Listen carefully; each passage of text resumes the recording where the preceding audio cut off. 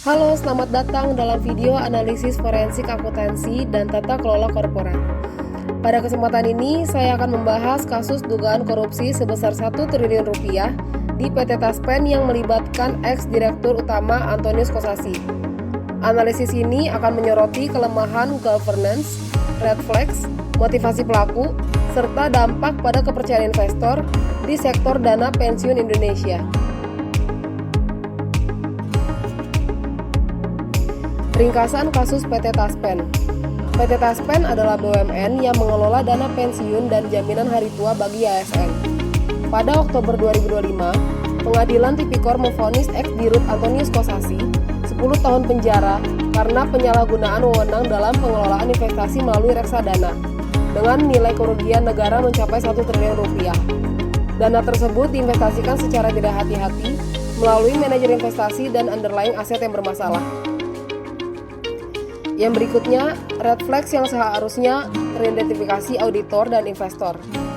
Beberapa red flags atau tanda peringatan yang seharusnya diperhatikan dalam laporan keuangan dan operasional PT Taspen antara lain, yang pertama, pengungkapan investasi yang tidak transparan. Tidak adanya rincian yang jelas terkait underlying aset dari reksadana yang dibeli, misalnya investasi dalam surat berharga tanpa rating jelas.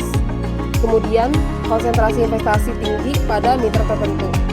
Investasi besar difokuskan pada manajer investasi tertentu tanpa diversifikasi risiko.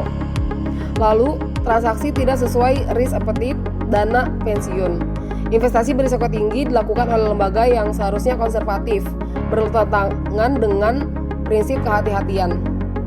Lalu, keterlibatan direksi dalam keputusan investasi tanpa prosedur yang jelas, yang dimana proses persetujuan investasi yang melewati komite investasi atau tanpa uji kelayakan atau due diligence.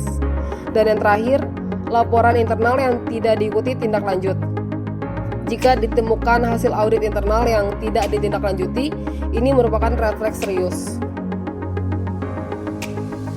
Selanjutnya, peran corporate governance dan rekomendasi perbaikannya. Kelemahan governance yang teridentifikasi yaitu: pertama, lemahnya fungsi Dewan Pengawas karena tidak adanya kontrol efektif terhadap kebijakan investasi direksi. Lalu, kurangnya independensi komite audit. Komite audit tidak efektif dalam menilai risiko investasi dan kualitas laporan keuangan, serta tidak adanya whistleblowing system yang kredibel. Rekomendasi perbaikan yang dapat dilakukan adalah: pertama, penguatan 3 lines of defense, yaitu manajemen, pengendalian internal, dan audit internal harus berjalan independen dan terintegrasi. Lalu, independensi dan kompetensi Dewan Komisaris dan Komite Investasi. Anggota harus memiliki keahlian di dalam manajemen risiko dan investasi. Lalu, penerapan ISO 37001 mengenai sistem manajemen anti penyuapan.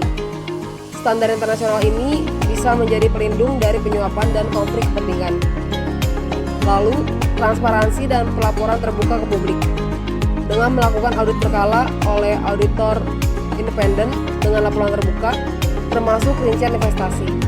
Dan yang terakhir, penerapan prinsip good corporate governance untuk BUMN, yaitu akuntabilitas, transparansi, fairness, responsibility, dan independensi. Yang berikutnya, governance theories. Analisis kasus ini dapat dijelaskan melalui beberapa teori tata kelola utama, yaitu: yang pertama, agensi teori atau teori keagenan. Inti dari teori ini adalah terdapat konflik kepentingan antara prinsipal atau pemegang saham dan agen sebagai manajemen karena tujuan yang berbeda. Agen cenderung bertindak untuk kepentingan pribadi jika tidak diawasi dengan baik.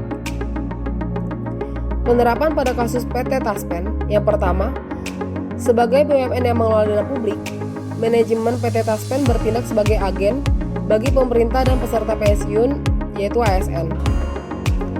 Dalam praktiknya, direksi justru mengambil keputusan investasi berisiko tinggi untuk keuntungan pribadi atau kelompok tertentu.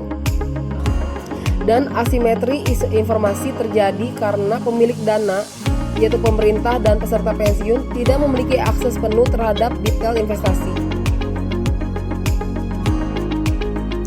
Kelemahan governance-nya, yaitu pertama, tidak ada mekanisme pengawasan efektif oleh Dewan Komisaris.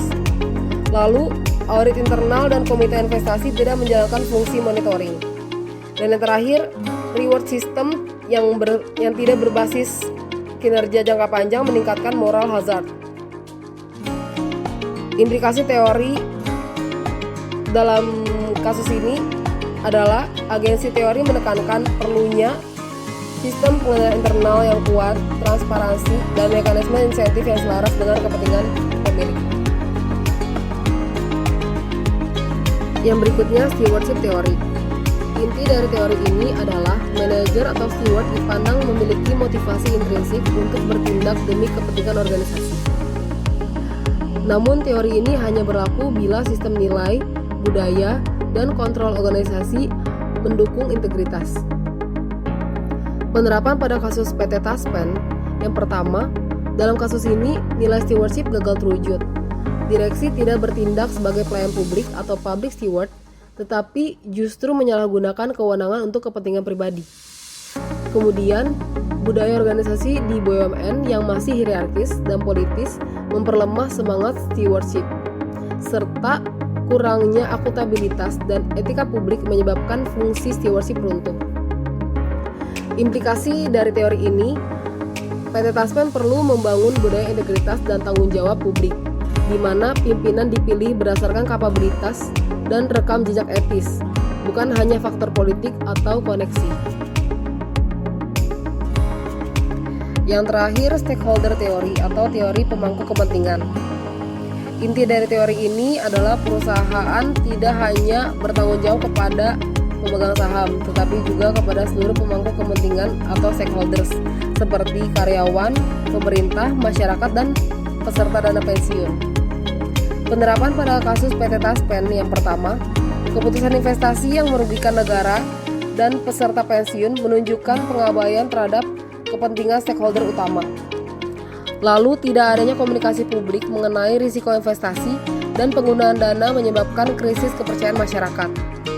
Akibatnya, kasus ini menurunkan reputasi BUMN sektor keuangan dan mencoreng citra pemerintah. Implikasi dari teori ini, perlu penerapan stakeholder-oriented governance, di mana kebijakan investasi mempertimbangkan kepentingan peserta dana, pemerintah, dan publik secara seimbang.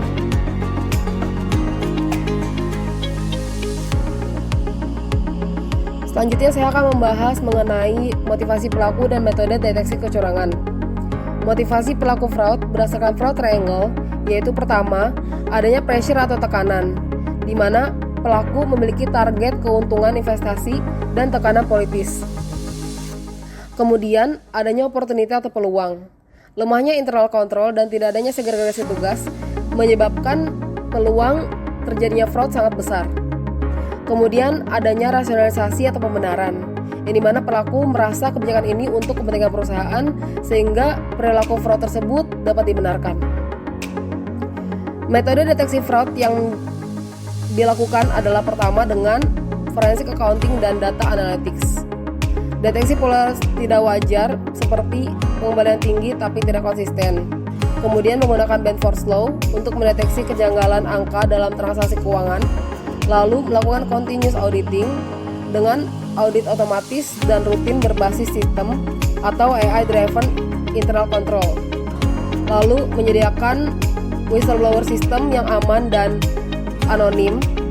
Dan terakhir, due diligence dan uji kelayakan terstandar pada investasi. Harus ada dokumen analisis risiko setiap keputusan investasi. Berikutnya dampak kasus Taspen terhadap kepercayaan investor. Kasus PT Taspen sangat berdampak pada persepsi investor terhadap yang pertama, keamanan dana pensiun ASN dan masyarakat. Investor dan peserta dana bisa kehilangan kepercayaan karena manajemen risiko yang buruk. Lalu, reputasi BUMN dan pemerintah. Kasus ini mencederai citra tata kelola keuangan negara, apalagi jika pelaku tidak ditindak tegas. Kemudian, pengawasan OJK dan Kemenko. Publik bisa mempertanyakan efektivitas pengawasan pemerintah atas BUMN sektor keuangan. Dampak positif jika reformasi dilakukan yaitu yang pertama, mendorong reformasi governance BUMN. Lalu, menjadi momentum penerapan sistem anti fraud di seluruh dana pensiun. Dan yang terakhir, meningkatkan minat investor institusi jika transparansi meningkat.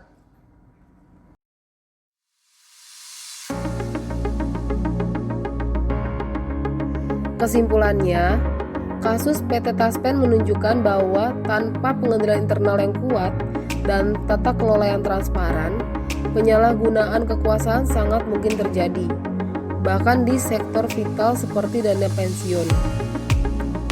Saya percaya bahwa reformasi tata kelola dan penguatan audit forensik merupakan langkah mendesak untuk mengembalikan kepercayaan publik dan memastikan keberlanjutan dana pensiun di Indonesia.